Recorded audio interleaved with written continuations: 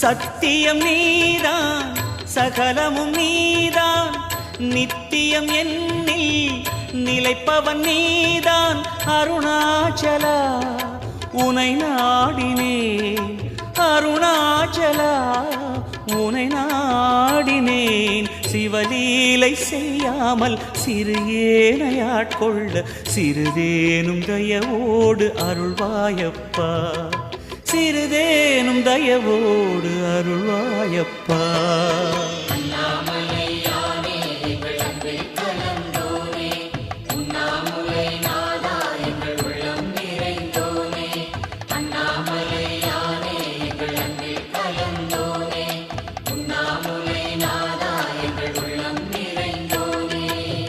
சிவமயமாக தெரிகிறதே சிந்தையில் சிவயோகம் வருகிறது.